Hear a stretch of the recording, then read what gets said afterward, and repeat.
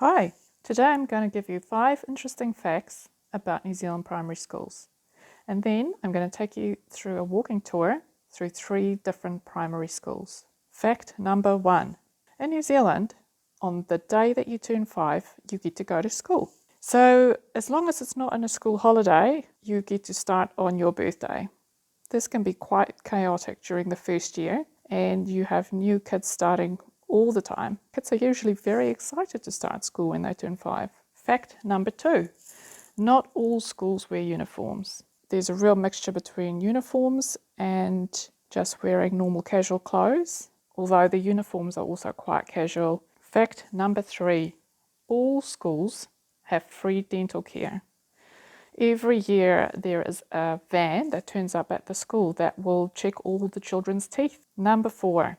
Primary education is free in New Zealand as long as you go to a public school. Public schools generally have very good reputations, but there is the option of going to a private school, which will cost quite a bit more. In saying that, the public schools do ask parents for donations. The donation will depend on the zone that you're in. They also could expect you to pay for stationery or require a device to be brought along or pay for trips, etc. Number 5, free lunch at school, but only for some schools. The government has introduced a free lunch program for some schools in lower socioeconomic areas. It's about 1,000 of those schools in New Zealand that get a free lunch.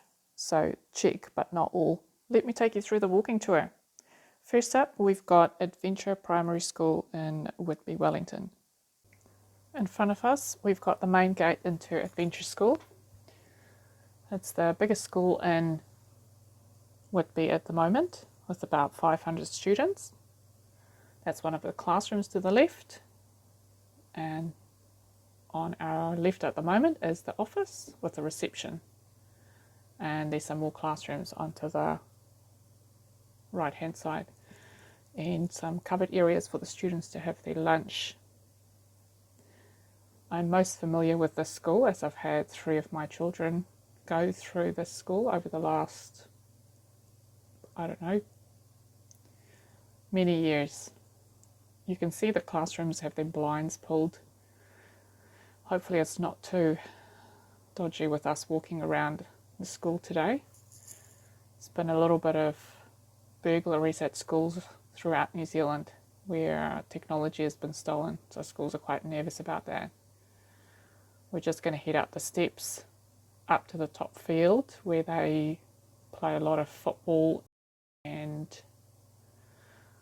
rugby during school breaks, school lunches, and just heading down the ramp so that disabled people also can have access to the top field.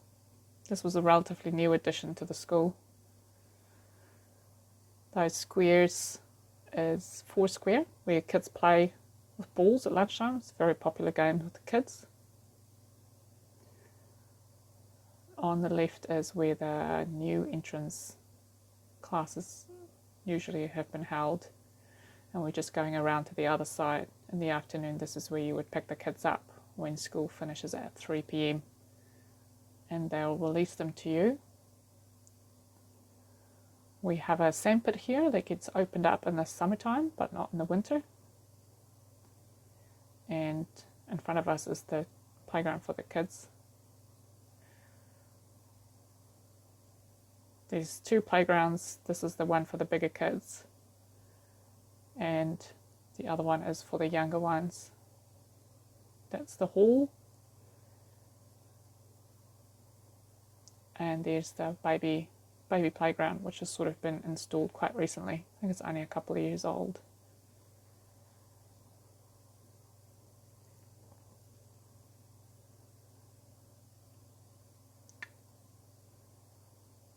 Not much artwork around this school.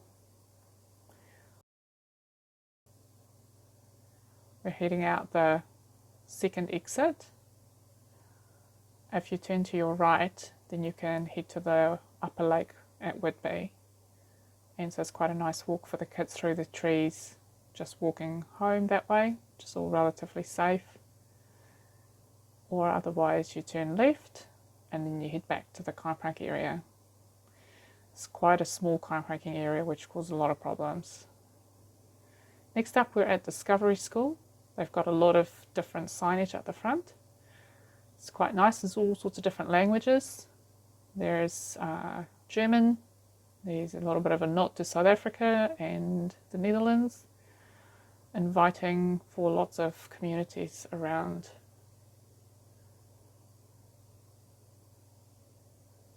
I'm not quite as familiar with the school. This will be the first time that I'm going in, so let's go and have a look and see what we can find.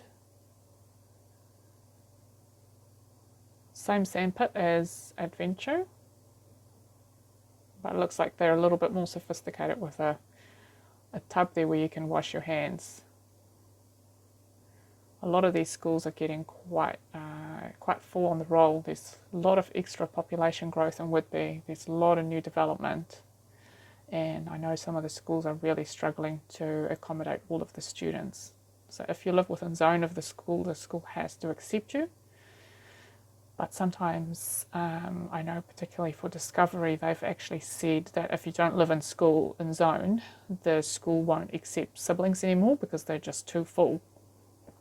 So that can be quite problematic.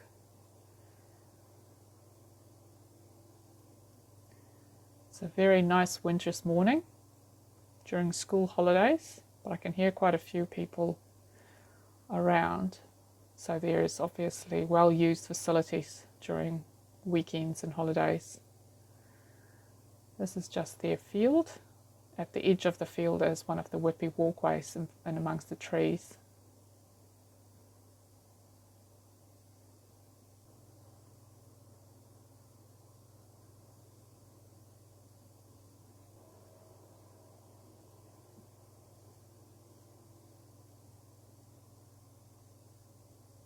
Seems to be quite a bit of construction going on at this school. I think Adventure already built all the extra classrooms that they were planning to do.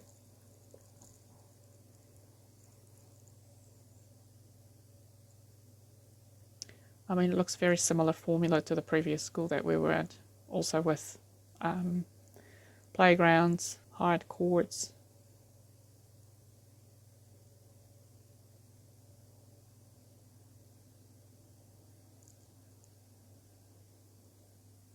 And again, those blinds are being pulled. I also noticed that there's quite a few signs around the school saying that they've got security cameras installed. I assume to the left there is the school hall, and in front of us there is the office. It's quite a snug school, this one.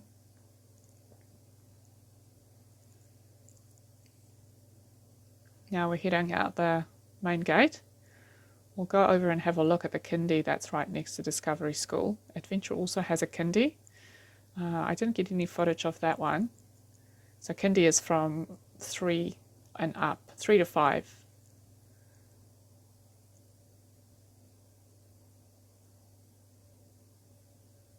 Kindies are quite a cheap form of before school care.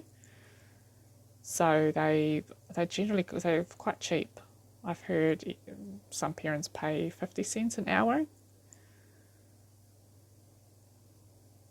I don't know how well suited they are really for parents that are working because they only operate in school hours.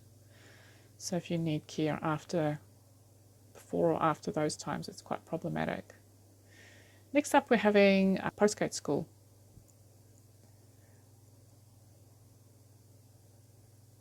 As you can see, Postgate's got a lot more parking than what Discovery or Adventure has. And because it's on a main thoroughfare, it's probably a lot easier to manage. Let's have a look. I haven't been at this school either. This will be my first time. It's much smaller than the other two. It's only about 300 students. And again, there's some people using the facilities. I can see people using the court to shoot some hoops. And like Adventure, Postgate also wears uniforms. Discover is the only school that doesn't wear uniforms usually. It's quite nice use of colours at this school. And they've also got some construction going on. I'm not really sure what they're building. That looks like it's a school reception or office in front of us, with some nice artwork hidden here under the veranda.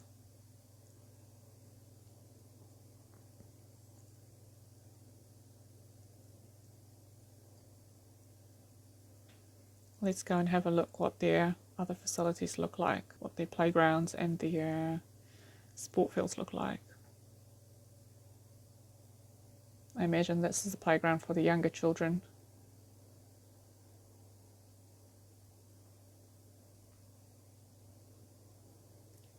And this mat is really nice and soft and squishy, making it a little bit easier for the kids if they fall onto it.